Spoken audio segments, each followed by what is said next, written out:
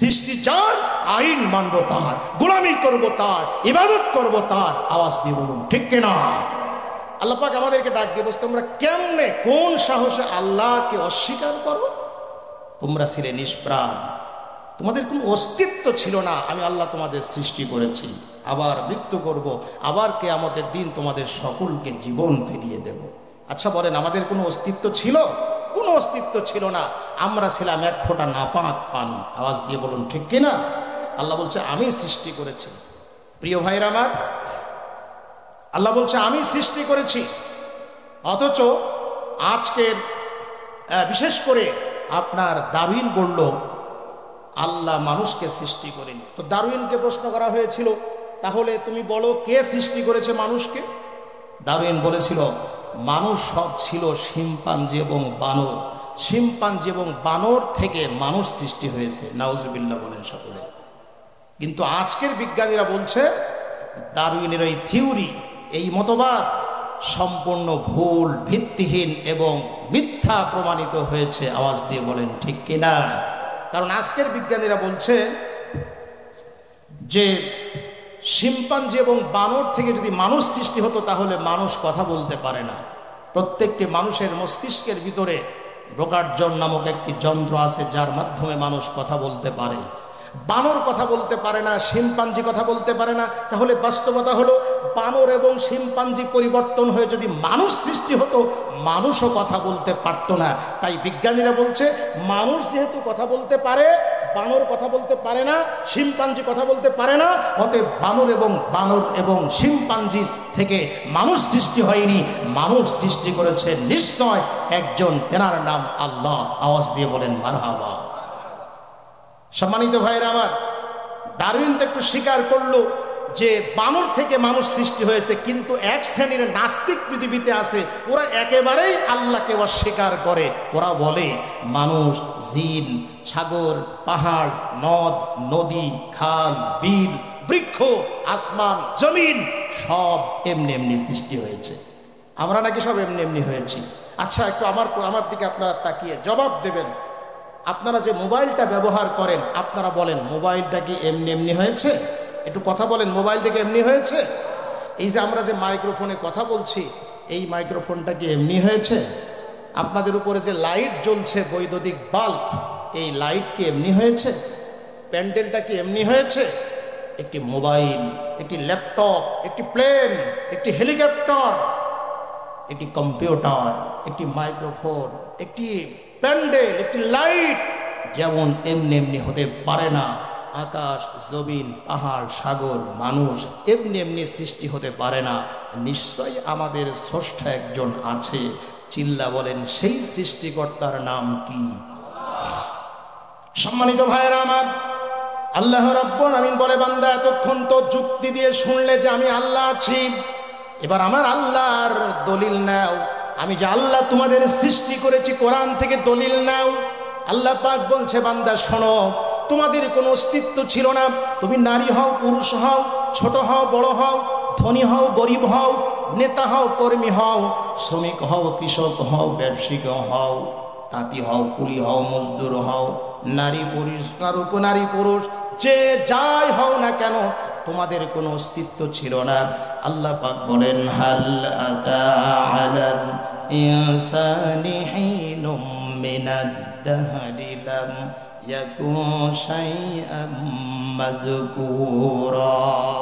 আল্লাহ রাব্বুল আলামিন বলেন, আল্লাহ পাক বলেন, তোমাদের কোনো অস্তিত্ব ছিল না। আমি আল্লাহ রাব্বুল আলামিন তোমাদেরকে কিভাবে সৃষ্টি করেছি শোনো। এক ফোঁটা নাপাক পানিকে তোমার মায়ের পেটের ভিতরে জমাট রক্ত করলাম, রক্তকে গোশত পিণ্ড করলাম, এরপরে হাড় দিলাম, এরপরে অঙ্গ প্রত্যঙ্গ দিলাম, এরপরে উপরে চামড়া দিয়ে ছাউনি দিলাম, এরপরে আমি আল্লাহ পাক একটা বাচ্চার আকারে তোমার মায়ের পেট থেকে আমি আল্লাহ দুনিয়ায় আনলাম।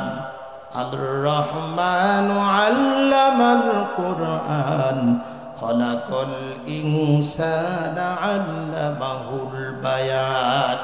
আমি রহমান, শিখিয়েছি কোরআন, সৃষ্টি করেছি ইনসান। আপনারা কথা চুপ না থেকে আওয়াজ দিয়ে বলেন দেখি আমাদের সৃষ্টিকর্তার নাম কি? আর একটু জোরে সবাই বলেন আমাদের স্রষ্টার নাম কি? আমরা এমনি তৈরি হই না। আল্লাহ রাব্বুল আমিন বলেন ইকরা বিসমি রাব্বিকাল্লাযী খলাক খলাকাল ইনসানা মিন আলাক।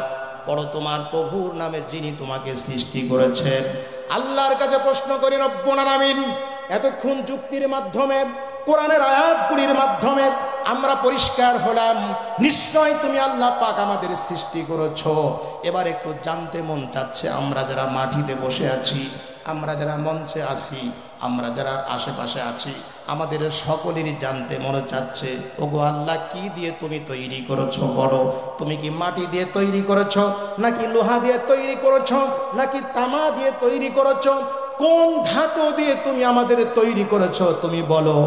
আল্লাহ বলছে শোনো বান্দা, সেটাও আমি বলে দিচ্ছি। ওয়ালাকাদ খালাকনাল ইনসানা মিন সুলালাতিম মিন তিন। আল্লাহু আকবার। আল্লাহ বলছে তোমাদের মাটি দিয়ে তৈরি করেছি। আওয়াজ দিয়ে বলুন সুবহানাল্লাহ।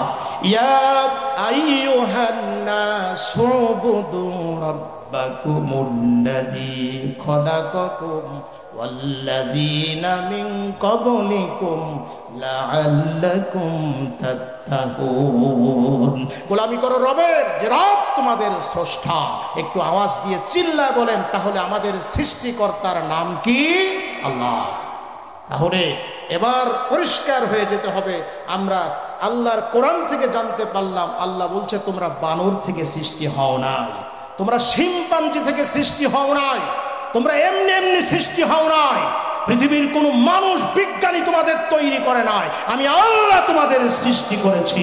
এবার শোনো, আলা লাহুল খলক ওয়াল আমর, সৃষ্টি আমার, আইন মানবা আমার, গোলামি আমার করবা। কুকুর যার, মাছ তার, স্ত্রী যার, অধিকার তার, জমি যার, ফসল তার, চাকরি যার, বেতন তার, ব্যবসা যার, টাকা তার, সৃষ্টি যার, আইন মানব তার, গোলামি করব তার, বিধান মানব তার, সেজদা দেব তার। আওয়াজ দিয়ে বলেন কথা ঠিক কিনা? আল্লাহ বলছে আমার বিধান মানো, আমার গোলামি করো, আমারে ভয় করে চলো, আমার আইন মেনে চলো। ওমা খালাকতুল জিন্না ওয়াল ইনসা ইল্লা লিয়াবুদুন। মানুষ আর জিনকে আমি সৃষ্টি করেছি আমার গোলামি করার জন্যে, আমার দাসত্ব করার জন্যে, আমার আনুগত্য করার জন্যে। ওয়াবুদুল্লাহ ওয়ালা তুশরিকু বিহি শাইআ ওয়া বিল ওয়ালিদাইনি ইহসানা। আল্লাহর ইবাদত করো, আল্লাহর সাথে কাউকে শরীক করো না। আল্লাহর কাছে সারেন্ডার করো, আল্লাহর হুকুমের কাছে আত্মসমর্পণ করো। হযরত ইব্রাহিম আলাইহিস সালাম আল্লাহর হুকুমের কাছে সারেন্ডার করেছিলেন। আওয়াজ দিয়ে কথা বলেন, কথা ঠিক কিনা? এই তো কুরবানি গেল কয়েকদিন আগে, হযরত ইব্রাহিম আলাইহিস সালামের জীবনী সবাই শুনলেন। হযরত ইব্রাহিম আলাইহিস সালামকে আল্লাহ স্বপ্ন দেখালেন, তোমার প্রিয় বস্তুকে কুরবানি করো। উনি তো বুঝতেই পারলেন যে আমার প্রিয় বস্তু হলো ৮৬ বছর বয়সে, বুড়ো বয়সে, বৃদ্ধ বয়সে আমার কলিজার টুকরা ইসমাইল হলো আমার কাছে প্রিয়। আল্লাহ বললেন তোমার প্রিয় বস্তু ইসমাইলকে কুরবানি করো। আল্লাহ নবী ইব্রাহিম আলাইহিস সালাম এ কথা বলেন নাই, ওগো আল্লাহ তুমি এত বড় হুকুম আমার উপরে চাপিয়ে দিলে, এত কঠিন কাজ, আমার শিশু ইসমাইলকে আমি কিভাবে কোরবানি করব? বয়স তো তার 13 বছর হয়ে গেছে, আমার সাথে সঙ্গে থাকে, আমার সুন্দর একটা ছেলেকে আমি কিভাবে জবাই করব? ইব্রাহিম নবী কথা বলেন নাই, বরং আল্লাহর হুকুমের কাছে আত্মসমর্পণ করেছিলেন। মুসলমান তো তার নাম। আল্লাহ কেন নামাজ ফরজ করলেন এ কথা বলবেন না, আল্লাহ কেন রোজা ফরজ করলেন এ কথা বলবেন না, আল্লাহ কেন জিকির করতে বললেন এ কথা বলবেন না, আল্লাহ কেন আল্লাহর কোরআনের আইন প্রতিষ্ঠার কাজ করতে বললেন এ কথা একজন মুমিন বলবেন না। আল্লাহ কেন মিথ্যা কথা বলা যাবে না, কথা বলা কেন, আল্লাহ কেন সুদ হারাম করলেন এ কথা একজন মুমিন বলবে না, আল্লাহ কেন ঘুষ হারাম করলেন এ কথা একজন মুমিন বলবে না, আল্লাহ কেন মদ হারাম করলেন এ কথা মুমিন বলবে না, বরং মুমিন তিনি বলবে আমার আল্লাহ যা অর্ডার করেছে, আল্লাহ যা হুকুম করেছে, আল্লাহর হুকুমের কাছে আমি মাথা নত করে দিলাম। আওয়াজ দিয়ে বলেন আল্লাহু আকবার। এই যে আপনারা বসে আছেন, আল্লাহর কোরআন শুনছেন, আল্লাহর হুকুমের কাছে মাথা নত করে দিতে হবে আমাদের। আওয়াজ দিয়ে বলেন ঠিক কিনা? হযরত ইব্রাহিম আলাইহিস সালাম আল্লাহর হুকুমের কাছে, আল্লাহর আনুগত্যের কাছে মাথা নত করে দিয়েছিলেন। সম্মানিত ভাইয়েরা আমার, সকলের জানাব হযরত ইব্রাহিম আলাইহিস সালাম স্বপ্ন দেখতে পেলেন প্রিয় বস্তু জবে করতে হবে। হযরত ইব্রাহিম আলাইহিস সালাম বুঝতে পারলেন যে আমার সব থেকে প্রিয় বস্তু হলো ৮৬ বছর বয়সে আল্লাহ যে সন্তান দিয়েছে সেই সন্তান ইসমাইল। সন্তানের বয়স ১৩ বছর। স্বপ্ন দেখার পর সকালবেলা কলিজার টুকরা সন্তানকে ডাক দিয়ে বললেন, ইব্রাহিম আলাইহিস সালাম ছেলেকে ডাক দিয়ে বললেন, ক্বালা ইয়া বুনাইয়া ইন্নী আরা ফিল মানামি আন্নী আযবাহুকা ফানজুর মাযা তারা। ও আমার কলিজার টুকরা সন্তান ইসমাইল, আমি স্বপ্ন দেখেছি তোমাকে জবেহ করছি। তোমার অভিমত কি, তোমার মতামত কি, তোমার চিন্তা চেতনা কি, তুমি বলো। হযরত ইসমাইল আলাইহিস সালাম তিনিও জানতেন যে নবীদের স্বপ্ন এটা কখনো শুধু স্বপ্ন নয়, বরং নবীদের স্বপ্ন হলো ওহী। হযরত ইসমাইল আলাইহিস সালাম বাবাকে ডাক দিয়ে বললেন, ক্বালা ইয়া আবাতি ফাআল মা তু'মার সাতাজিদুনি ইনশাআল্লাহু মিনাস সাবিরিন। ও আমার আব্বু গো, আল্লাহ রাব্বুল আমিন যে হুকুম করেছে আপনাকে, আপনি অবশ্যই সেই হুকুম পালন করুন। আমাকে ধৈর্যশীলদের মধ্যে আপনি পাবেন। আপনি আমাকে কুরবানি করুন, আপনি আমাকে জবে করার জন্য প্রস্তুতি নেন। হযরত ইব্রাহিম আলাইহিস সালাম বিবি হাজেরাকে ডাক দিয়ে বললেন, ও আমার বিবি গো, তোমার ১৩ বছরের সন্তান, সুন্দর সন্তানটাকে তুমি গোসল করিয়ে দাও, পোশাক পরিয়ে দাও। বিবি হাজেরা কলিজার টুকরা সন্তানকে গোসল করিয়ে দিলেন, নতুন পোশাক পরিয়ে দিলেন, কপালে একটা চুমা দিয়ে বাবার সঙ্গে সন্তানকে দিলেন। হযরত ইব্রাহিম আলাইহিস সালাম কলিজার টুকরা সন্তানকে সাথে নিলেন, হাতে নিলেন দড়ি এবং অস্ত্র, মাঠের মধ্যে মিনার মাঠে চলে গেলেন। কলিজার টুকরা সন্তান ১৩ বছর বয়স, বুঝতে শিখেছে। বাবারে ওই মিনার ময়দানে যে সন্তান ইসমাইল আব্বাকে ডাক দিয়ে বলল, আব্বু গো, আপনি আমাকে কুরবানি করবেন, জবে করবেন। জবাই করার আগে আপনি আমার কয়েকটি অনুরোধ আপনি রাখবেন। ১ নম্বর, আব্বু গো, আপনি জবে করার সময় আপনার চোখটা ভালো করে বেঁধে নেবেন। এই জন্য চোখটা বেঁধে নেবেন যাতে করে আপনি জবাই করতে আপনার কোনো অসুবিধা না হয়। আপনি যদি চোখ খোলা রেখে আমাকে জবেহ করতে যান, তাহলে আপনার চোখ আমার চেহারার দিকে পড়বে, আপনার পিতৃস্নেহ উঠলে উঠবে, আপনি জবাই করতে পারবেন না। এই জন্য চোখটা আপনি ভালো করে বেঁধে নেবেন। ২ নম্বরে, আপনি আমাকে কাঁধ করে শুইয়ে নেবেন। ৩ নম্বরে, আব্বু গো, জবাইটা তো সহজ নাই, খুবই কঠিন। এই জন্য আপনি তরবারিটা ভালো করে ধার করে নেবেন। আর ৪ নম্বর হলো, আপনি বাড়ির থেকে যদি বলতেন তোমাকে জবাই করার জন্য নিয়ে যাচ্ছি, তাহলে আমার জনম দুঃখিনী মার কাছে বিদায় দিয়ে আসতে পারতাম। আমার মা ছোটবেলা আমাকে এবং মাকে বনবাসে আপনি রেখে এসেছিলেন। আমার মা আমাকে কত কষ্ট করে লালন পালন করেছে, সেই জনম দুঃখিনী মার সঙ্গে আমি একটু বলতে পারি নাই। আব্বু গো, বলা লাগবে না। ৪ নম্বর অনুরোধ হলো, আমি যখন জবাই হয়ে যাব, কুরবানি হয়ে যাব, তখন আমার জীবনটা যখন বের হয়ে যাবে, আমার গায়ের রক্ত মাখা জামাটা আমার জনম দুঃখিনী মায়ের কাছে দেবে। আমার জনম দুঃখিনী মা ওই জামাটা যখন দেখবে, তখন হয়তো একটু আমার কথা তার মনে পড়বে। আমার বন্ধুগণ, চিন্তা করুন, আপনার সন্তান, আপনার আল্লাহর অর্ডার হয়েছে জবাই করতে হবে, কুরবানি দিতে হবে।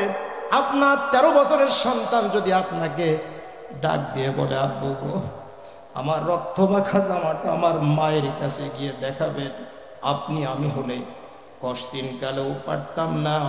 কিন্তু ইব্রাহিম আলাইহিস সালাম তিনি কোনো প্রশ্ন না করে আল্লাহর হুকুমের কাছে সারেন্ডার করে হযরতে ইব্রাহিম আলাইহিস সালাম কলিজার টুকরা সন্তানকে শুইয়ে দিলেন, অস্ত্র চালিয়ে দিলেন। এমন সময় আল্লাহ রাব্বুল আলামিন জিবরাইল আমিনকে ডাক দিয়ে বলে, জিবরাইল রে, আমার খলিল, আমার বন্ধু, আমার যে আদেশ, আমার যে হুকুম সে পালন করেছে। আসলে তো ইব্রাহিম আসলামকে জবাই করা উদ্দেশ্য নয়, উদ্দেশ্য হলো আমার ইব্রাহিম আমার হুকুম মানে কিনা, আমার আইন মানে কিনা, আমার আনুগত্য করে কিনা, আমার ইবাদত করে কিনা, আমার কাছে সারেন্ডার করে কিনা, আত্মসমর্পণ করে কিনা, এটা আমার দেখার ছিল। সুতরাং আমার ইব্রাহিম আলাইহিস সালাম সারেন্ডার করেছে, সন্তানকে জবাই করে ফেলবে। জলদি করে সন্তানকে, ইসমাইলকে তরবারির নিচ থেকে তুলে নাও, বেহেশত থেকে দুম্বা নিয়ে চলে আসো।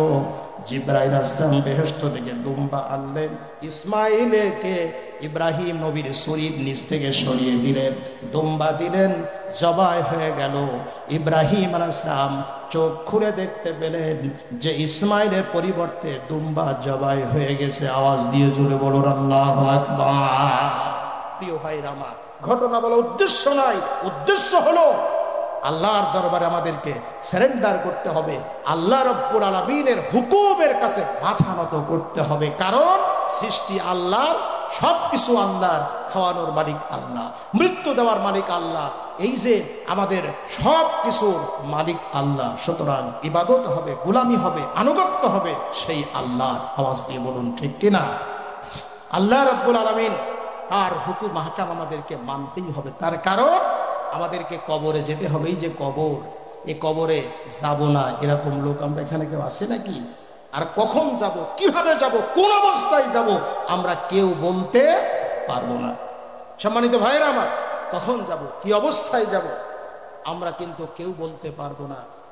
আপনারা গতকাল একটা প্লেন দুর্ঘটনা দেখেছেন ভারতে। ভারতের একটি প্লেন আপনার ভারত থেকে লন্ডনের উদ্দেশ্যে রওনা দিয়েছিল 242 জন যাত্রী নিয়ে। প্রিয় ভাইরা আমার, ওই বিমান বিমানবন্দর থেকে উড্ডয়ন হয়ে মাত্র কয়েক মিনিটের মধ্যে ওই বিমানটা দুর্ঘটনা হয়ে 241 জন যাত্রী মারা গেছে, একজন মাত্র জীবিত আছে। আপনারা এই খবর সোশ্যাল মিডিয়া, পত্র পত্রিকায় আজকে ওই খবর দিয়ে ভরা। আওয়াজ দিয়ে বলুন ঠিক কিনা? আমি আপনাদের বলছি, সব থেকে কষ্ট লাগছে একটা ফ্যামিলির দৃশ্য দেখে, একটা ফ্যামিলির মৃত্যুর এই কাহিনী দেখে এবং তাদের ভিডিও দেখে খুব কষ্ট লাগছে। প্রিয় ভাইরা আমার, আমি দেখলাম মোবাইলের মধ্যে যে স্বামী, স্ত্রী এবং তার 3টি সন্তান একসঙ্গে বিমান দুর্ঘটনায় মারা গেছে। সম্মানিত উপস্থিতি, উনি ছিল সেই লন্ডনের, সেখানে সিটিজেন ছিল, সেখানে তিনি সফটওয়্যার ইঞ্জিনিয়ার ছিল, সেখানে চাকরি করত স্বামী, আর ভারতে ডাক্তারি করত তিনার বেবি। তো উনি বাড়িতে বহুদিন থেকে সেখানে শিফট হবে, ছেলে মেয়ে নিয়ে বসবাস করবে। তো এই পরিকল্পনা ছিল। যাই হোক, সেটা টোটাল কাজ কমপ্লিট করে ডাক্তারি চাকরি ছেড়ে দিয়ে স্ত্রী এবং 3টি সন্তান নিয়ে তিনি সহ একই ফ্যামিলির স্বামী, স্ত্রী এবং 3টি সন্তান ওই বিমানে টিকিট কেটে লন্ডনে যাওয়ার উদ্দেশ্যে রওনা দিয়েছিল। সেখানে গিয়ে বসবাস করবে, সংসার করবে, ছেলে মেয়েকে লেখাপড়া করবে, বিশাল বড় কিছু হবে চিন্তা ভাবনা ছিল। কিন্তু কেবলমাত্র বিদায় নিল আত্মীয় স্বজনের কাছে, মাত্র কয়েক মিনিটের ব্যবধানে সেই পরিবারটি শেষ হয়ে গেল, মৃত্যুবরণ করল। সুতরাং আমি যে কথা বলছি, আমাদেরকেও মৃত্যুবরণ করতে হবে। কখন কার মৃত্যু হবে, কোন জায়গায় হবে, কিভাবে হবে, আমরা কেউ জানি না। এই জন্য কবরে যেতে হবে। কবরে ঈমান নিয়ে, আমল নিয়ে, আখলাক নিয়ে, চরিত্র নিয়ে, আল্লাহর হুকুম নিয়ে আমাদেরকে কবরের দিকে যেতে হবে। আওয়াজ দিয়ে বলেন কথা ঠিক কিনা? নারী পুরুষ সকলকে কবরের মাল সামানা নিয়ে আমাদেরকে কবরে যেতে হবে। কবরে গজলটা অনেকদিন তো বলি নাই, তারপরে হবে কিনা জানি না, তারপরে একটু বলার চেষ্টা করছি। এই কবরে আমাদেরকে যেতে হবে সামানা নিয়ে, মাল সামানা নিয়ে। আপনি বাজারে গিয়েছেন, যদি আপনি টাকা পয়সা না নিয়ে যান তাহলে বাজার করতে যেমন পারবেন না, আপনার কবরে গিয়েও আপনি যদি ঈমান আমল না নিয়ে যান, আমি ঈমান এবং আমল নিয়ে যদি কবরে না যাই, তাহলে কবরটা হবে আমাদের জন্য শাস্তির জায়গা। আওয়াজ দিয়ে জোরে বলুন ঠিক কিনা? আপনারা জানেন কবরে যাওয়ার পরে কি কঠিন পরিস্থিতি হবে। 6 দিন পরে মৃত্যু ব্যক্তির হাতে পায়ের নখগুলি সব খসে পড়বে। আপনার 17 দিন পরে ঠাস করে পেটটা ফেটে যাবে, কঠিন অবস্থা শুরু হবে। এই জন্য ঈমান আমল নিয়ে আমাদের কবরে যেতে হবে। সৃষ্টি যার, আইন মানব তার, গোলামি করব তার, ইবাদত করব তার। আওয়াজ দিয়ে বলুন ঠিক কিনা? আল্লাহ বলছে আমি সৃষ্টি করেছি, এরপরে মৃত্যু করব, আমরা সবাই মারা যাব। এরপর আল্লাহ পাক বলছে আবার আমি জীবন ফিরিয়ে দেব। সুবহানাল্লাহ বলেন সকলে। অনেকে বলে মরা গরুকে কোনোদিন ঘাস খাই না। আপনারা বলেন মৃত্যুর পরে আল্লাহকে আবার সৃষ্টি করতে পারবে না? অবশ্যই পারবে। প্রথমবার যে আল্লাহ সৃষ্টি করেছে সে আল্লাহ আবার সৃষ্টি করতে পারবে ইনশাআল্লাহ। সম্মানিত ভাইরা আমার, কাফেরদের নেতা উবাই ইবনে খালদ অনেক দিনের পুরাতন কবর থেকে, আল্লাহ রসুলের যুগের কথা বলছি, কাফেরদের নেতা উবাই ইবনে খালদ অনেক দিনের পুরাতন কবর থেকে বেশ কিছু মরা মানুষের হাড় রসুলের সামনে আনলো। ওই হাড়গুলি একটা পাথরের উপর রেখে আর একটা পাথর দিয়ে টুকরা টুকরা করে ফেললো। নবীজিকে বলছে, নবীজি আপনি বলেন কি করে যেই মরা মানুষের হাড় আল্লাহ আবার সৃষ্টি করবে, কিভাবে তৈরি করবে আপনি বলুন। সম্মানিত ভাইয়েরা আমার, আল্লাহ রাব্বুল আলামিন নবীকে জবাব শুনিয়ে দিলেন, নবী আপনি ওই কাফিরকে শুনিয়ে দেন, কুল ইউহয়ি আল্লাযী আনশাআহা আউওয়ালা মাররা ওয়া হুয়া বিকুল্লি খালকিন আলীম। নবী আপনি বলে দেন, ও কাফির বেঈমানেরা, যে আল্লাহ পাক প্রথমবারে তোমাদেরকে তৈরি করেছে না দেখে, সে আল্লাহ আবার তৈরি করতে পারবে। আওয়াজ দিয়ে বলেন কথা ঠিক কিনা? আল্লাহ রাব্বুল আলামিন বলে, বান্দা কুল কুনু হিজারাতান আও হাদিদা, তোমরা মৃত্যুর পরে যদি লোহা হয়ে যাও অথবা পাথর হয়ে যাও, তারপরেও আল্লাহ রাব্বুল আলামিন তোমাদের তৈরি করতে পারবেন।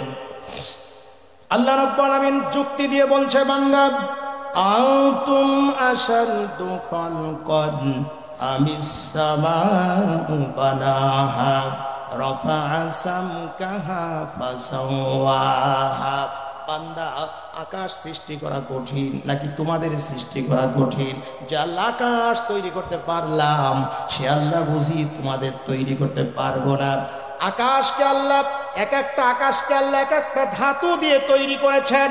প্রথম আকাশকে আল্লাহ পাক মুক্তা দিয়ে তৈরি করেছেন, দ্বিতীয় আকাশকে আল্লাহ পাক পানি দিয়ে তৈরি করেছেন, তৃতীয় আকাশকে আল্লাহ পাক লোহা দিয়ে তৈরি করেছেন, চতুর্থ আকাশকে আল্লাহ পাক তামা দিয়ে তৈরি করেছেন, পঞ্চম আসমানকে আল্লাহ পাক রূপা দিয়ে তৈরি করেছেন, ষষ্ঠ আকাশকে আল্লাহ পাক স্বর্ণ দিয়ে তৈরি করেছেন, সপ্তম আকাশকে আল্লাহ রব্বুল আলামিন ইয়াকুত পাথর দিয়ে তৈরি করেছেন। আল্লাহ বলছে, বান্দা এই যে এত ধাতু দিয়ে বিশাল আকাশ তৈরি করতে পারলাম, তোমাদের বুঝি তৈরি করতে পারবো না? এটা চিন্তা করো কিভাবে যে আল্লাহ আকাশ তৈরি করেছি, তোমাদেরকেও তৈরি করতে পারবো।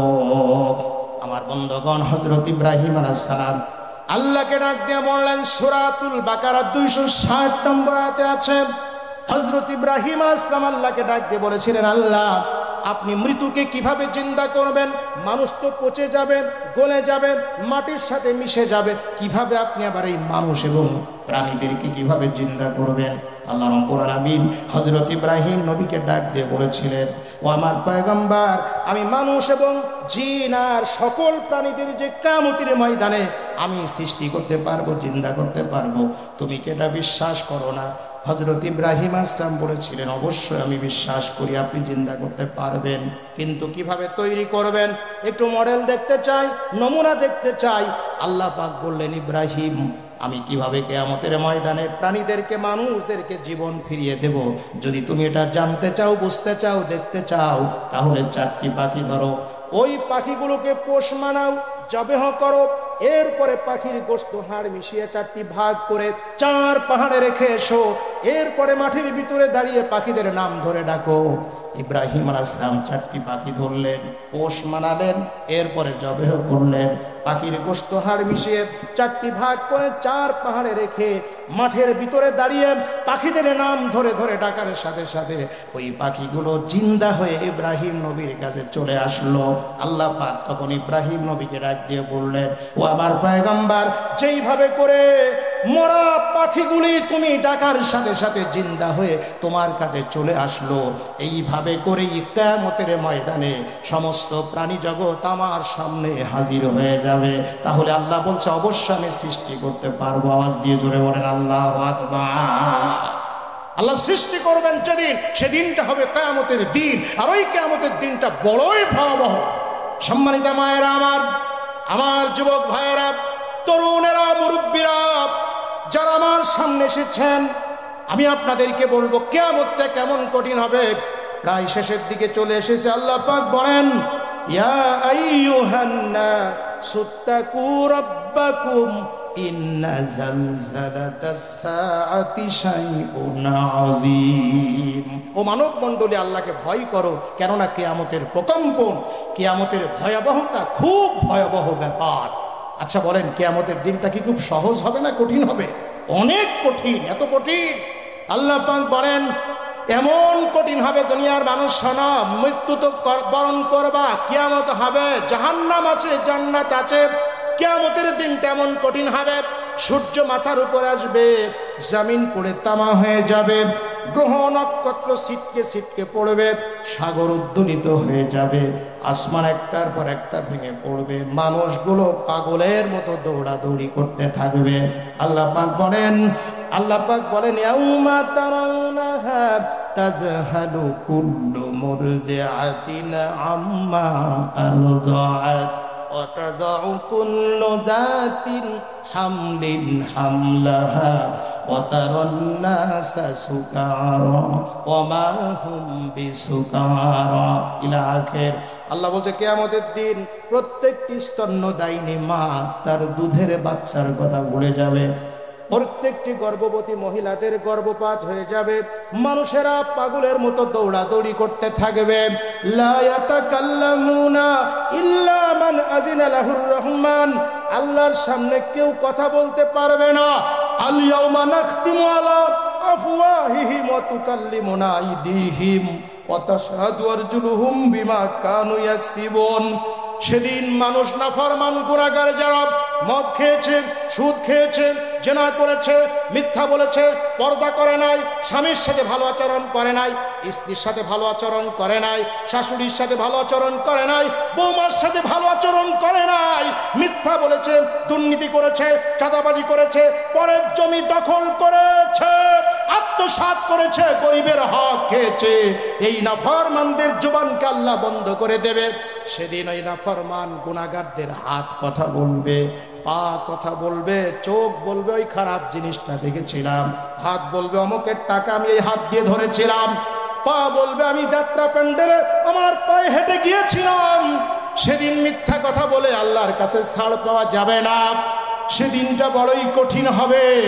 মুহাম্মদ সাল্লাল্লাহু আলাইহি ওয়াসাল্লাম বলেছেন, ওই কিয়ামতের ময়দানে প্রত্যেকটা মানুষ খালি গায়ে খালি পায়ে উলঙ্গ অবস্থায় উঠবে।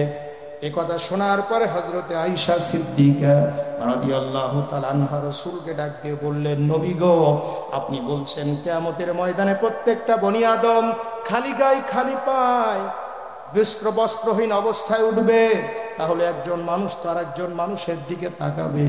নবীজি বললেন, শোনো আয়েশা, কিয়ামতের দিন এত কঠিন হবে, একজন মানুষ আর একজন মানুষের দিকে তাকানোর কোনো চিন্তাই করবে না। কিয়ামতের দিনটা কেমন কঠিন হবে, গতকাল প্লেন দুর্ঘটনা থেকে একটু আমাদের শিক্ষা আমরা নিতে পারি। গতকাল প্লেন দুর্ঘটনা হলো ভারত থেকে লন্ডনের উদ্দেশ্যে। যখন প্লেনটা দুর্ঘটনা হলো, বিল্ডিং এর সঙ্গে বাড়ি খেলো। যখন প্লেনে আগুন ধরে গেল, সেখানে বাবা ছিল, ছেলে ছিল, মেয়ে ছিল, স্ত্রী ছিল। যখন আগুন দাউ দাউ করে জ্বলছে, আল্লাহর কসম করে বললে ভুল হবে না, ওই সময় বাবা ছেলের কথা মনে ছিল না, ছেলে বাবার কথা মনে ছিল না, স্ত্রী তার স্বামীর কথা মনে ছিল না, স্বামী তার স্ত্রীর কথা মনে ছিল না। সবাই নাফসি নাফসি, বাঁচাও বাঁচাও।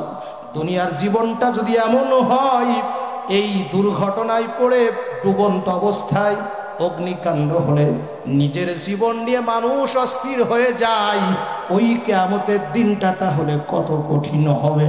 সূর্য মাথার উপর আসবে, জমিন পুড়ে তামা হয়ে যাবে, গুনাহগারদের মাথার মগজ গুলি গলে গলে নাক দিয়ে কান দিয়ে পড়বে। ওই কিয়ামতের ময়দানে মানুষ নাফসি নাফসি করতে থাকবে। আল্লাহর বান্দারা শোনেন, মা বোনেরা শোনেন, ওই কিয়ামতের ময়দানে আল্লাহ নিজে পুরুষ নারীকে 5টি প্রশ্ন করবেন। 5টি প্রশ্নের জবাব দেওয়া ছাড়া একজন ব্যক্তির সামনের দিকে যেতে পারবে না।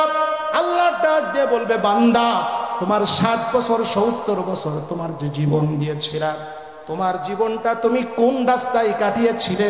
ইসলামের পথে কাটিয়েছিলে, কোরআনের রাস্তায় কাটিয়েছিলে, আলেমদের সাথে তোমার সম্পর্ক ছিল, তুমি কি মসজিদ মাদ্রাসায় যেতে, তুমি কি এতিমদের সাথে ভালো আচরণ করেছ কিনা, নাকি তুমি মদ খেয়েছো, জেনা করেছো, মিথ্যা বলেছো, ওজনে কম দিয়েছো, খাদ্যে ভেজাল দিয়েছো, দুর্নীতি করেছো, দেশের টাকা বিদেশে পাঠিয়েছো, মানুষের উপরে জুলুম নির্যাতন করেছো?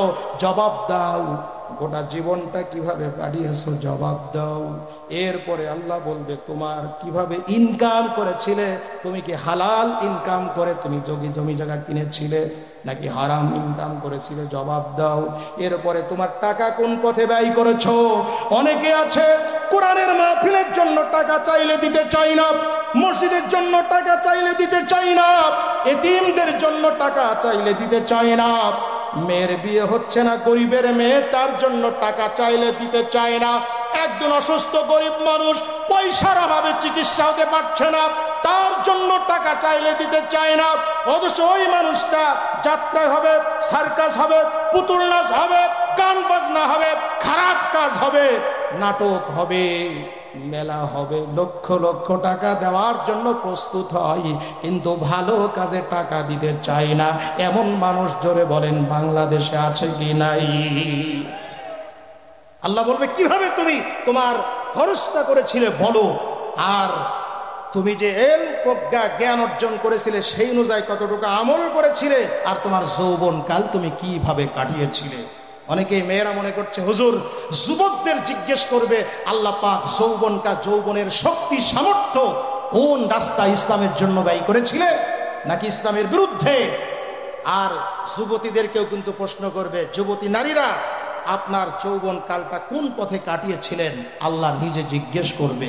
এই জন্য বিশেষ করে আমাদের যুবকদেরকে উচিত যৌবনকালে আল্লাহর ইবাদত করা, যৌবনকালে তাহাজ্জুদের নামাজ পড়ে চোখের পানি ছেড়ে আল্লাহর দরবারে দোয়া করা, যৌবনকালে বাপ মাকে সেবা করা, যৌবনকালে মুরব্বীদের সম্মান করা, যৌবনকালে ছোটকে স্নেহ করা, বড়কে সম্মান করা, আলিমকে তাজিম করা, ভালো ভালো কাজ করা, যৌবনকালে ইসলামের বিজয়ের জন্য দুর্বার আন্দোলন করে তোলা। আজ দিয়ে বলুন ঠিক কিনা? আমার যুবক ভাইরা, আপনাদের মতো যুবকেরা ইসলামকে বিজয় করার জন্য যুগে যুগে শ্রম দিয়েছে। আল্লাহর নবীকে যুবকেরা সব থেকে বেশি সাহায্য করেছে। আওয়াজ দিয়ে বলুন ঠিক কিনা? হযরত আবু বকর রাদিয়াল্লাহু তাআলা আনহু যখন ইসলাম কবুল করেন বয়স ছিল মাত্র 37 বছর। হযরত ওমর যখন ইসলাম কবুল করেন বয়স ছিল মাত্র 27 বছর। হযরত উসমান যখন ইসলাম কবুল করেন বয়স ছিল মাত্র 22 বছর। হযরত আলী যখন ইসলাম কবুল করেন বয়স ছিল মাত্র 8.5 বছর। হযরত আব্দুল উজ্জা যখন ইসলাম কবুল করেন বয়স ছিল মাত্র 20 বছর। হযরত ইব্রাহিম আলাইহিস সালাম ছেলে ইসমাইলকে যখন কুরবানি দেওয়ার জন্য প্রস্তুত হয়েছিলেন ইসমাইলের বয়স ছিল মাত্র 13 বছর। হযরতে মুহাম্মদ ইবনে কাসিম যখন সিন্ধু বিজয় করেছিলেন বয়স ছিল মাত্র 17 বছর। ও আমার যুবকেরা, আপনাদের মতো যুবকেরা ইসলাম বিজয়ের জন্য, আল কোরআনের বিজয়ের জন্য, ইসলামের আলো প্রজ্বলিত করার জন্য যুগে যুগে মেহনত করেছেন। শুধু ইসলাম বিজয়ের জন্য নয়, আপনাদের মতো যুবকেরা বড় বড় বিপ্লব সৃষ্টি করেছে এই পৃথিবীতে। আপনাদের মতো যুবকেরা 1947 সালে যখন যুবকরা আন্দোলন সংগ্রাম গড়ে তুলেছিল, ব্রিটিশদের দেশ থেকে পালিয়ে গিয়েছিল, আপনাদের মতো যুবকেরা যখন আন্দোলন সংগ্রাম করেছিল 1952 সালে রাষ্ট্রভাষা বাংলা হয়েছিল, আপনাদের মতো যুবকেরা যখন আন্দোলন সংগ্রাম করেছিল 1971 সালে দেশ স্বাধীন হয়েছিল। আপনাদের মতো যুবক কিশোর তরুণ ভাইরা আন্দোলন সংগ্রাম করলো। 2024 সালে আবার বিসর্জন হলো। ও আমার তরুণ ভাইরা, যুবকেরা, আপনারা যদি ইসলামকে বিজয় করার জন্য, আল্লাহর কোরআনের রাজ কায়েমের জন্য, কালিমার পতাকা উড্ডীন করার জন্য আর একবার যদি খালিদ বিন ওয়ালিদের মতো, ইখতিয়ার উদ্দিন মোহাম্মদ বিন বখতিয়ার খিলজির মতো, সালাউদ্দিন আইবের মতো, তারিক বিন জিয়াদের মতো ময়দানে ঝাঁপিয়ে পড়তে পারেন, আগামীর বাংলাদেশ হবে ইসলামের বাংলাদেশ, আগামীর বাংলাদেশ হবে আল কোরআনের বাংলাদেশ। আওয়াজ দিয়ে বলেন ঠিক কিনা? সম্মানিত ভাইরা, আসুন তাই আল্লাহর জমিনে আল্লাহর দ্বীনকে বিজয় করার জন্য আমরা সকলে ঐক্যবদ্ধ হই, সকলেই চেষ্টা করি। আমার মায়েরা, আপনাদেরকেও দ্বীনের রাস্তায় আসতে হবে, কারণ সেই কিয়ামতে আমি উঠবো, আপনি উঠবেন, পুরুষেরা উঠবে, নারীরা উঠবে। আপনারা যদি 4টি কাজ করেন, জান্নাত আপনাদের জন্য সহজ হয়ে যাবে। সুবহানাল্লাহ বলেন সকলে। নামাজ, রোজা, পর্দা, স্বামীর খেদমত, এই 4টি কাজ যদি ভালো করে করেন, আল্লাহর জান্নাতের দরজাগুলো আপনার জন্য খোলা থাকবে। অনেকেই প্রশ্ন করতে পারেন, গিফারি হুজুর আপনি বললেন নারীরা যদি 4টি কাজ করে নারীরা আল্লাহর জান্নাতে চলে যাবে, তাহলে আর কাজ কি করবে না? অবশ্যই করবে। পুরুষ যেমন আল্লাহর সমস্ত আইন ও কানুন মেনে চলবে, নারীদেরকে আল্লাহর সমস্ত আইন কানুন রাসূলের আদর্শ মেনে চলতে হবে। গীবত করা যাবে না, পরনিন্দা করা যাবে না, বউ শাশুড়ির মধ্যে দ্বন্দ্ব মিটিয়ে ফেলতে হবে। অনেক বৌমাসের শাশুড়ির প্লেটে খাবার দিতে চান না। আপনি আজকে লিখে যান, কাগজ কলমে লিখে বাড়িতে যান, আপনি যেই বৌমা আপনার শাশুড়ির প্লেটে খাবার দিতে চান না, আল্লাহর কসম আপনি যেদিন শাশুড়ি হবেন আপনার বৌমা আপনাকে খাবার দেবে না, দেবে না, দেবে না। আওয়াজ দিয়ে বলুন ঠিক কিনা? আবার শাশুড়িও আপনি একটু লিখে নেন, আপনি যদি আপনার বৌমাকে ভালো না বাসেন, আপনার বৌমাকে যদি মাছের মাথা আপনি দিতে রাজি না হন, তাহলে আপনার মেয়ে যেখানে বিয়ে দিয়েছেন আপনার মেয়ের শাশুড়িও আপনার মেয়েকে ভালোবাসবে না। আওয়াজ দিয়ে বলুন ঠিক কিনা? মায়েরা, নামাজ, রোজা, পর্দা, ইসলামের বিধিবিধান মেনে চলুন।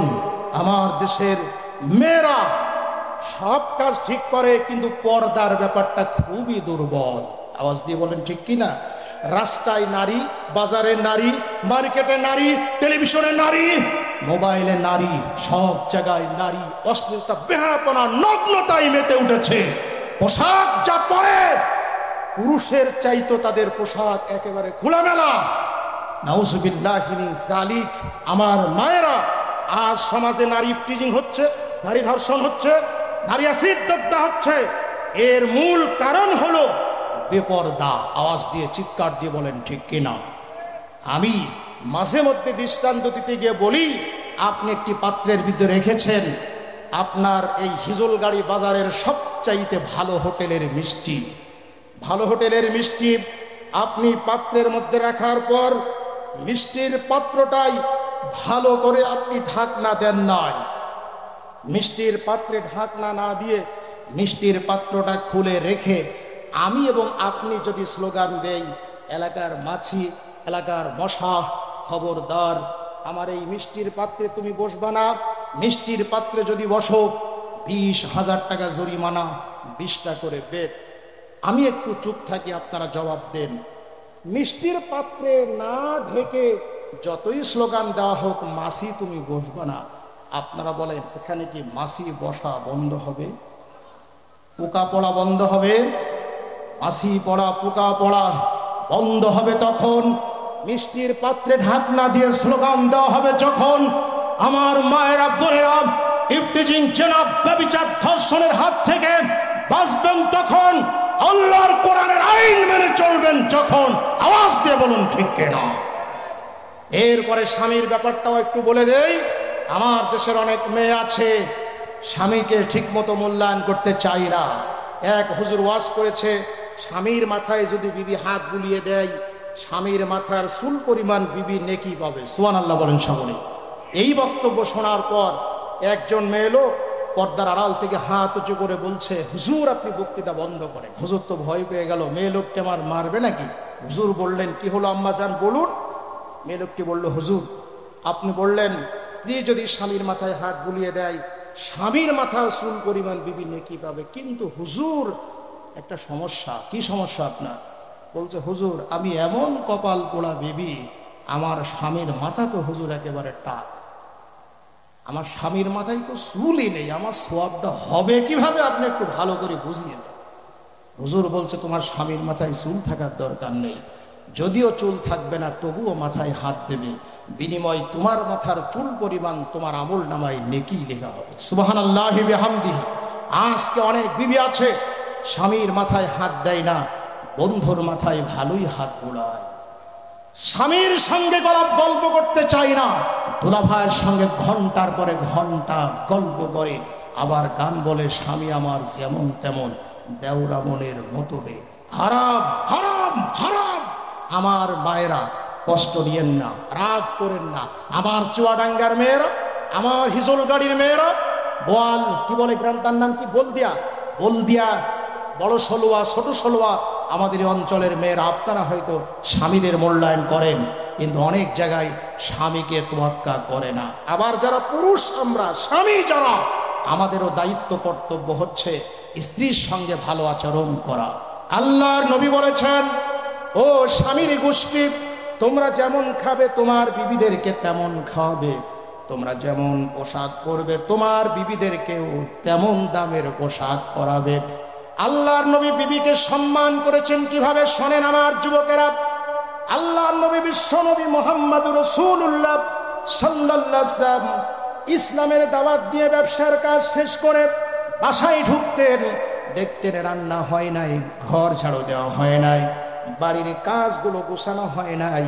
হযরতে আয়েশা সিদ্দিকা রাদিয়াল্লাহু তাআলা আনহা বলেন, নবীজি বাড়িতে এসে আমাদেরকে বকাঝকা করতেন না, রাগ করতেন না, আমাদেরকে কিছুই বলতেন না, বরং আমাদের কাজে কর্মে সহযোগিতা করে দিতেন। আওয়াজ দিয়ে বলুন সুবহানাল্লাহ। এ হলো আদর্শ স্বামী। আবার আদর্শ বিবি। শোনেন মায়েরা, বোনেরা, আল্লাহ নবীর স্ত্রী আয়েশা সিদ্দিকা রাসূলকে কেমন ভালোবাসতেন। আল্লাহ নবী বিশ্ব নবীর স্ত্রী আয়েশা সিদ্দিকা রাদিয়াল্লাহু তাআলা আনহা রাসূলকে গোসল করাচ্ছিলেন। হঠাৎ গোসলের পানির ভিতরে রক্ত। নবীজি ডাক দিয়ে বলেন, আয়েশা গোসল করাও পানি দিয়ে, রক্ত কিভাবে আসলো? আয়েশা ডাক দিয়ে বলে, নবী গো, আপনি যেই তক্তার উপরে গোসল করছেন ওই তক্তার নিচে আমি আয়েশার পায়ের একটা আঙ্গুল পড়েছে, আঙ্গুলটা ফেটে রক্ত বের হচ্ছে।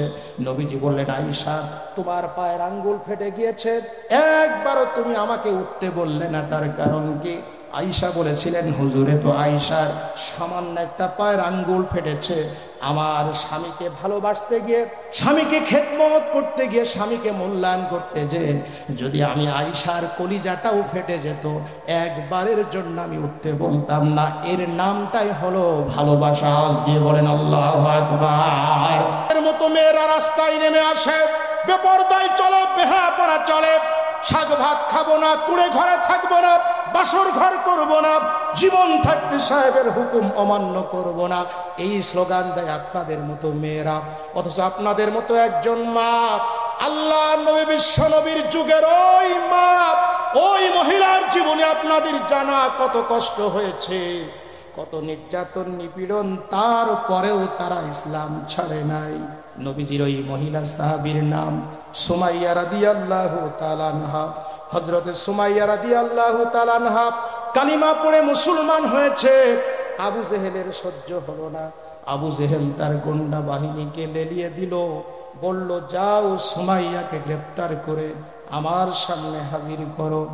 সুমাইয়াকে গ্রেফতার করে আবু জেহেলের সামনে আনা হলো। আবু জেহেল সুমাইয়াকে ডাক দিয়ে বলল, সুমাইয়া, শুনেছি তুমি নাকি কালিমা পড়ে মুসলমান হয়েছ। সুমাইয়া বলল, আবু জেহেল তুমি যা শুনেছ সঠিক শুনেছ, অবশ্যই আমি কালিমা পড়েছি। সুবহানাল্লাহ বলেন সকলে। আবু জেহেল বলল, তুমি যদি কালিমা না ছাড়ো, ইসলাম না ছাড়ো, আমি তোমাকে আঘাতের উপর আঘাত করে দুনিয়া থেকে বিদায় করে দেব। সুমাইয়া বলল, লাভ হবে না। সঙ্গে সঙ্গে আবু জেহেল হযরতে সুমাইয়াকে মক্কার মরুভূমির উত্তপ্ত বালুর উপরে চিৎ করে শুইয়ে দিয়ে বুকে পাথর চাপিয়ে দিল। গোটা দিন সুমাইয়া বালুর গরমে পিঠের চামড়া পুড়ে যাচ্ছে, খাবার নাই, পানি নাই। বিকাল বেলা প্রখর রৌদ্রে পানির তৃষ্ণায় বুকের ছাতিটা ফেটে যাচ্ছে, গলাটা শুকিয়ে যাচ্ছে, প্রাণ পাখিটা বের হয়ে যাচ্ছে। ওই সময় সুমাইয়া রাদিয়াল্লাহু তাআলা আনহা আবু জেহেলের দিকে একটু ফেল ফেল করে তাকিয়ে আবু জেহেলকে ডাক দিয়ে বলল, আবু জেহেল রে, ঈমান আনার কারণে, কালিমা পড়ার কারণে, মুসলমান হওয়ার কারণে, ইসলামী আন্দোলনে যোগদান করার কারণে তুমি আমাকে দুনিয়া থেকে বিদায় করবে আমি জানি, তবে মৃত্যুর আগে তুমি আমার এক ঢোক পানি দাও। কিতাবের মধ্যে লেখা আছে, আবু জেহেলের কাছে যখন সুমাইয়া রাদিয়াল্লাহু তাআলা আনহা একটা হাত উঁচু করে যখন এক গ্লাস পানি চেয়েছিলেন, ইসলামের চূড়ান্ত দুশমন আবু জেহেল পানি দেয় নাই, বরং সুমাইয়া রাদিয়াল্লাহু তাআলা আনহার মুখের উপরে চাবুক দিয়ে আঘাত করেছিল। গোটা মুখটা রক্তে রঞ্জিত হয়ে গেল। মা সুমাইয়া রাদিয়াল্লাহু তাআলা আনহাকে আবু জেহেল সেই দিন ছেড়ে দিল। সুমাইয়া কোন রকমের খোঁড়াতে খোঁড়াতে বাড়িতে গেল। আহা, সুমাইয়ার কলিজার টুকরা সন্তান আম্মার জনম দুঃখিনী মা, গোটা শরীরে রক্ত, মুখে রক্ত, পেটে খাবার নাই। সন্তান মার গলা জড়িয়ে ধরে ডাক দিয়ে বলে, মা, ঈমান আনার কারণে, কালিমা পড়ার কারণে, ইসলাম কবুল করার কারণে তোমার এই দুরবস্থা। মা, ধৈর্য ধরো, আল্লাহর জান্নাত তোমার জন্য অবধারিত। আমার মায়েরা, আমার বোনেরা, পরের দিন সকালবেলা আবু জাহেল ডাক দিয়ে বলল, সুমাইয়া, তুমি কি ইসলাম ছাড়বে নাকি, কালিমা ছাড়বে নাকি? সুমাইয়া রাদিয়াল্লাহু তাআলা আনহা বললেন, প্রশ্নই ওঠে না। কিতাবের মধ্যে লেখা আছে, হযরত সুমাইয়া রাদিয়াল্লাহু তাআলা আনহাকে দ্বিতীয় দিন আবু জেহেল হাতে হ্যান্ডকাপ পরায় না, মাজাই দড়া দিয়ে টানতে টানতে মক্কার মরুভূমিতে আনলো। একটা রাস্তার পাশে একটা খুঁটির সঙ্গে গরু আর ছাগল আর মহিষ যেমন আমরা বাঁধি, সুমাইয়া রাদিয়াল্লাহু তাআলা আনহা ঈমান আনার কারণে, কালিমা পড়ার কারণে, মুসলমান হওয়ার কারণে খুঁটির সঙ্গে গরু মহিষ আর ঘোড়ার মতো করে বাঁধলো। ডান হাতে চাবুক নিল, বাম হাতে দড়ি ধরে সুমাইয়াকে ডাক দিয়ে বলল, সুমাইয়া, আমার আশেপাশে গন্ডা বাহিনী প্রস্তুত, আমিও প্রস্তুত, বলো তুমি ঈমান ত্যাগ করবে কিনা? হযরত সুমাইয়া রাদিয়াল্লাহু তাআলা সিংহের মতো রক্তাক্ত শরীর নিয়ে, ক্ষত বিক্ষত দেহ নিয়ে আবু জেহেলকে ডাক দিয়ে বলল, আবু জেহেল রে, ঈমান আনার কারণে, কালিমা পড়ার কারণে, মুসলমান হওয়ার কারণে আমাকে যেভাবে আঘাত করতেছো, আমার মনে হয় মৃত্যু হয়ে যাবে। আঘাত করে আমাকে ঈমান থেকে দূরে সরাতে পারবে না। আমার ভাইরা, ওই অবস্থায় আল্লাহর নবী, বিশ্ব নবী মুহাম্মদুর রাসূলুল্লাহ সাল্লাল্লাহু আলাইহি ওয়াসাল্লাম যেই রাস্তার পাশে সুমাইয়াকে আঘাত করা হচ্ছিল, নবীজি সেই রাস্তা দিয়ে যাচ্ছিলেন। আল্লাহর নবী সুমাইয়ার এই আঘাত দেখে নবীজি প্রতিবাদ করার ক্ষমতা নাই। নবীজির চোখ দিয়ে টপ টপ করে পানি পড়তেছিল। সুমাইয়ার চোখ দিয়ে টপ টপ করে পানি পড়ে। সুমাইয়া বিশ্বনবীকে ডাক দিয়ে বললেন, ইয়া রাসূলুল্লাহ, ইয়া হাবিবাল্লাহ, আপনি কাঁদবেন না, চোখের পানি ফেলবেন না, আমি হয়তো শহীদ হয়ে যাব, জান্নাতে আপনার সঙ্গে আমার দেখা হয়ে যাবে। হযরত সুমাইয়া রাদিয়াল্লাহু তাআলা আমাকে আবু জেহেল ছেড়ে দিল। সুমাইয়া রাদিয়াল্লাহু তাআলা রক্তাক্ত শরীর নিয়ে বাড়িতে গেল। সারা রাত যন্ত্রণায় ছটফট করেছে। সকাল বেলা আবু জেহেল সুমাইয়ার বাড়িতে চলে গেল। ডাক দিয়ে বলল, সুমাইয়া, 2 দিন তোমাকে অত্যাচার করেছি, জীবনে তোমাকে মারি নাই, এখন যদি ঈমান ত্যাগ না করো, দুনিয়া থেকে তোমাকে বিদায় করে দেওয়া হবে। সুমাইয়া বলেন, না না না, আমি ঈমান ত্যাগ করতে পারি না, কালিমা ছাড়তে পারি না, ইসলাম ছাড়তে পারি না, ইসলামী আন্দোলন ছাড়তে পারি না, তাওহীদ আমি ছাড়তে পারি না। সুমাইয়া রাদিয়াল্লাহু তাআলা আনহাকে আবু জেহেল খাপ থেকে তরবারি বের করে আঘাতের উপর আঘাত শুরু করলো। সুমাইয়ার গোটা দেহটা রক্তাক্ত হয়ে গেল। মা সুমাইয়ার এই আঘাত দেখে সুমাইয়ার কলিজার টুকরা সন্তান আম্মার পাশে দাঁড়ানো ছিল। আবু জেহেলের দুইটা পা জড়িয়ে ধরে ডাক দিয়ে বলে, চাচা যান, আমার মাকে আর মারবেন না, আমার মায়ের পরিবর্তে আমার কলিজায় ছুরি দিয়ে আমার জীবনটা শেষ করে দেন, আমার মাকে আপনি আর মেরেন না। কিতাবের ভিতরে লেখা হচ্ছে আবু জাহেল সুমাইয়া রাদিয়াল্লাহু তাআলা আনহাকে, আনহার ছেলে আম্মারকে লাঠি দিয়ে ফেলাইয়া দিয়া সুমাইয়া রাদিয়াল্লাহু তাআলা আনহাকে আঘাতের উপর আঘাত করে সর্বশেষে লজ্জাস্থানের ভিতরে বর্ষা ঢুকিয়ে দিল। মা সুমাইয়া জিহাদের ময়দানের মতো রক্তাক্ত হয়ে গেল, শহীদ হয়ে গেল। দুনিয়ার মা বোনদেরকে এই শিক্ষা দিয়ে গেল, পৃথিবীর ইমানদারদেরকে এই শিক্ষা দিয়ে গেল, ও ইমানদারেরা, ও নবীর উম্মতেরা, ও পৃথিবীর মা বোনেরা, আমি সুমাইয়া আল্লাহর জন্যে, রাসূলের জন্যে, তাওহীদের জন্যে আমার জীবনটা দিয়ে গেলাম। প্রয়োজন যদি হয় ইসলামের জন্যে শহীদ হয়ে যেও, আর পরেও তোমরা বাতিলের সামনে মাথা নত করো না। আওয়াজ দিয়ে জোরে জোরে বলেন আল্লাহু আকবার। সম্মানিতা মায়েরা, সুমাইয়ার মতো জীবন গড়বেন, আশা করছি মারিয়ামের মতো জীবন গড়বেন, আসিয়ার মতো জীবন গড়বেন। তাদের জীবনী পড়ে জীবনকে সাজিয়ে ফেলবেন। কন্যা হিসাবে, বধূ হিসাবে, মা হিসাবে ইসলাম আপনাকে মর্যাদা দিয়েছে। আমরা পুরুষ, আমাদের পায়ের তলায় জুতা, আর আপনি মা, আপনার পায়ের তলে আল্লাহর বেহেশত।